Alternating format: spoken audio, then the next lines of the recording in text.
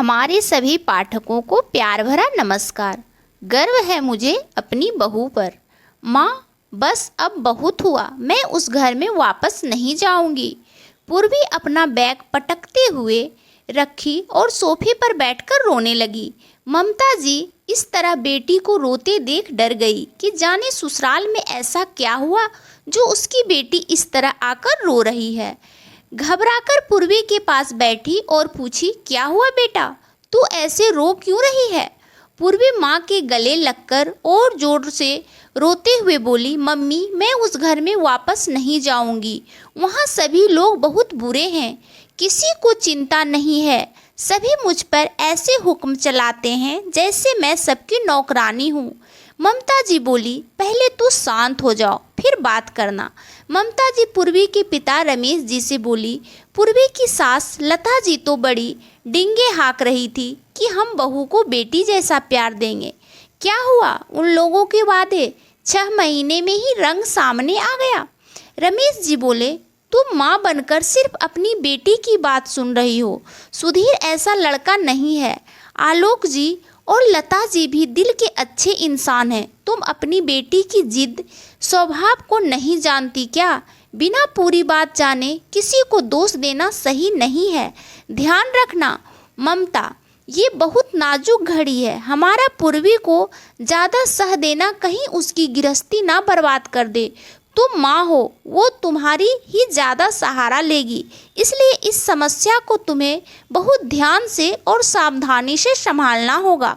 आप चिंता मत कीजिए, मैं माँ जरूर हूँ, लेकिन मेरी ममता इतनी अंधी नहीं है कि मैं बेटी के गलत सही देख ना सकूं। पूर्वी स्वभाव से ही जिद्दी है और काम करना तो उसे बिल्कुल ही पसंद नहीं था। जब से शादी तय हुई थी तब से ही ममता जी उसे समझाती थी कि ससुराल में ऐसा नहीं चलेगा, वहाँ काम करना पड़ेगा। पूर्वी जब होगा तब देखा जाएगा कहकर बात टाल देती थी। दूसरे दिन सुबह देर से उठी और भाभी को आवाज़ लगाई, सुनैना भाभी चाय। सुनैना चाय पहुंचा दी। पूर्वी सुनैना से पूछी, भाभी नाश्ते में क्या बना रही हो? सुनैना कुछ जवाब देती उससे पहले ही पूर्वी बोली, भाभी आलू पराठा बना दो ना प्लीज़। अच्छा ठीक है, बना दूंगी, सुनैना हंसते हुए जवाब दी। पूर्वी चाय पीकर फिर से सो गई। ममता जी लता जी को फ़ोन की, समधन जी ऐसी क्या बात हो गई जो पूर्वी घर छोड़कर आ गई है? लता जी बोली, समधन जी आप पूर्वी की माँ हैं तो आप तो अपनी बेटी को ही नहीं सही मानिएगा, लेकिन यकीन मानिए मैं पूर्वी को अपनी बेटी की तरह मानती हूँ। पूर्वी जो जिद कर बैठी है मैं उसके लिए भी तैयार हूँ, लेकिन सुधीर नहीं मान रहा उस बात के लिए। इसी बात पर दोनों में बहस हुई और पूर्वी घर छोड़कर चली गई। मैं उससे कितनी विनती की कि बेटी घर छोड़कर मत जा, मुझे तुम्हारा हर फैसला मंजूर है, लेकिन वह एक ना सुनी। तो आप ही बताइए समधन जी, मेरा क्या दोष है? ममता जी फैसला शब्द सुनकर ही सोच में पड़ गई। फैसला? कौन सा फैसला समधन जी? अब मैं क्या बताऊं? अच्छा होगा आप पूर्वी से ही पूछ लें। ममता जी का मन में कितने ही सवाल खड़े हो गए थे। सुधीर ऑफिस से आया ही था कि लता जी को बात करते देखा। सुधीर लता जी से फ़ोन ले लिया और ममता जी से बोला, प्रणाम मम्मी जी, यहाँ पूर्वी को किसी भी तरह की कोई दिक्कत नहीं है। पूर्वी चाहे तो हमारा घर एक सुखी परिवार बना सकती है, लेकिन पूर्वी को छोटा से छोटा काम करना भी उस पर अत्याचार लगता है। मैं जानता हूँ उसे काम करना पसंद नहीं है, इसलिए घर में काम वाली भी रख लिए हैं। सुबह का चाय मम्मी बनाती है क्योंकि सुबह उठना पसंद नहीं है। नाश्ता बनाती है, वो भी कभी लंच ले जाता हूँ कभी नहीं। दोपहर में मम्मी पापा के लिए खाना बनाना उसे नौकरों का काम लगता है। शाम में ऑफिस से आकर चाय मांगूं तो कहती है मुझे फुर्सत नहीं, समय मिलेगा तो बना दूंगी। ऐसा देख मैं भी कभी कभी मम्मी को चाय बना देती है। रात में खाना बनाने के नाम पर कह देती है ऑर्डर कर देते हैं। मम्मी पापा को बाहर का खाना पसंद नहीं होता। ये सब भी हम लोग बर्दाश्त कर रहे थे कि धीरे धीरे जिम्मेदारी समझेगी, लेकिन अब जिद लगा कर बैठी है कि मम्मी पापा से अलग रहना है। आप ही बताइए मम्मी जी, क्या इस उम्र में मैं अपने माता पिता को छोड़कर अलग रहूं? ये मुझसे नहीं होगा। मैं हमेशा अपने मम्मी पापा के साथ ही रहूँगा। इस शर्त पर पूर्वी मेरे साथ रहे तो ठीक है, तो वो जो फैसला लेगी मुझे मंजूर होगा। इतना कहकर सुधीर फोन काट दिया। ममता जी के तो पैरों तले जमीन खिसक गई। अपनी बेटी के कारनामे सुनकर इतना अच्छा ससुराल मिला और ये लड़की अपने हाथों अपना सर्वनाश कर रही है। मन ही मन पूर्वी पर गुस्साते हुए ममता जी सोची। वो सारी बातें रमेश जी को बताई। रमेश जी बोले, मुझे तो पहले ही पता था गलती पूर्वी की ही होगी। मुझे आदमी की परख है। मैं उसके ससुराल वालों के स्वभाव से परिचित था। वो सब बात छोड़िए, अब पूर्वी को कैसे समझाएं ये सोचना है। सीधी बात करूंगी तो वो मानने वाली नहीं, इसलिए कोई उपाय सोचना होगा। ममता जी बोली, मैं क्या बताऊं, सिर पर चढ़ाई हो तो भुगतो। ये अच्छा रहा उसकी हर जिद पूरी करके जिद्दी बनाए खुद, और जब बात बिगड़ी तो दोष मेरा। ममता जी रमेश जी से बोली। ममता जी सुनैना को सारी बात बता दी और कही कि पूर्वी कोई काम कहे तो उससे कहो कि वह खुद कर ले। लेकिन मम्मी जी, पूर्वी करेगी?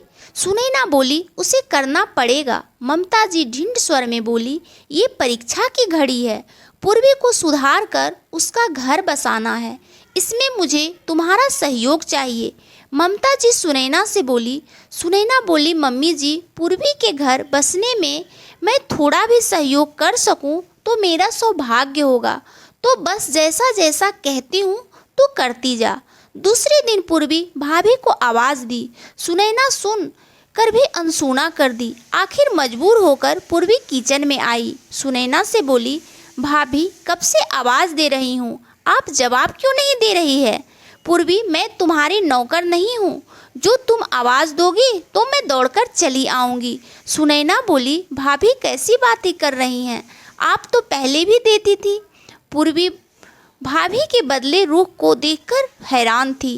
पूर्वी, मैं सोचती थी कि शादी करके तुम अपने घर चली जाओगी तो कुछ दिन ही तो करना है तो कर देती थी, लेकिन तुम तो शादी के बाद झगड़ा करके यहीं आ गई। अब हमसे तुम्हारी नौकरी नहीं होगी और तुम्हें जो खाना हो खुद बना लो। अब से मैं सिर्फ अपने लिए और तुम्हारे भैया के लिए ही बनाऊंगी और मम्मी पापा का। पूर्वी पूछी, क्यों मम्मी पापा क्या सिर्फ मेरे भरोसे हैं? अब उनकी बेटी हैं तो मैं क्यों करूं? पूर्वी बोली। पूर्वी चाय बनाई और मम्मी के कमरे में जाकर बोली, मम्मी भाभी को क्या हुआ? वो भाभी बोल रही है कि वो सिर्फ अपना और भैया के लिए ही खाना बनाएगी। हाँ बेटा, क्या करूँ, मुझे भी यही फैसला सुनाई है। और ये भी बोली कि जल्दी ही वो और अरुण हम लोग को छोड़कर अलग रहेंगे। क्या भैया ने ऐसा कहा? भैया नहीं, सोची कि आप लोग फिर अकेले कैसे रहेंगे। कौन सोचता है बेटा, दुनिया में सब सिर्फ अपना सुख देखता है। जिस बेटा बेटी को लोग इतनी मुश्किल से पालते हैं कि बुढ़ापे में उनका सहारा बनेगा, वही बेटा बीवी के लेकर अपनी अलग दुनिया बसा लेता है। ममता जी बिना पूर्वी को बोले उसकी बात कह गई। मैं भैया से बात करूंगी। भैया ऐसा कैसे कर सकते हैं? क्यों नहीं कर सकते? जब तुम सुधीर के साथ अलग रह सकती हो तो तुम्हारा भाई क्यों नहीं? ममता जी बोली, मम्मी तुम्हें क्या लगा, मुझे पता नहीं, तुम्हारी माँ हूँ। बेटी को तकलीफ हो तो क्या मैं चुपचाप बैठ सकती हूँ? तुम मेरी बेटी हो, लेकिन किसी घर की बहू भी हो। तुम अपनी भाभी को देखो, कैसे तुम्हारे दिल में, मेरे दिल में, सबके दिल में घर बना ली है। पूरा घर संभाल रखी है। गर्व है मुझे अपनी बहू पर। मैं चाहती हूँ कि तुम भी ऐसी बहू बनो कि तुम्हारे ससुराल वालों को भी तुम पर गर्व हो। बेटी माँ की परछाई होती है। मुझे मान दिलाओ या अपमान, ये तुम्हारे हाथ है बेटी। तुम चाहती हो सुधीर अपने माता पिता को छोड़कर सिर्फ तुम्हारे साथ रहे। यही बात जब तुम्हारे खुद अपने माता पिता पर आई तो तुम्हें बुरा लगा। पूर्वी अपने ही हाथों अपना घर मत उजाड़ बेटा। किस्मत से सुधीर जैसा इंसान मिला है जो अच्छा पति भी है और अच्छा बेटा भी। पूर्वी माँ के गले लग गई। थैंक यू मम्मी, तुमने मेरी आँख खोल दी। मैं बहुत गलत कर रही थी। हमेशा की तरह तुम मेरे गलती को सुधार कर मुझे सही रास्ता दिखाई। बच्चे कितने ही बड़े हो जाएं, माँ हमेशा माँ ही रहती है। अब जल्दी सुधीर को फ़ोन करो और बुलाओ।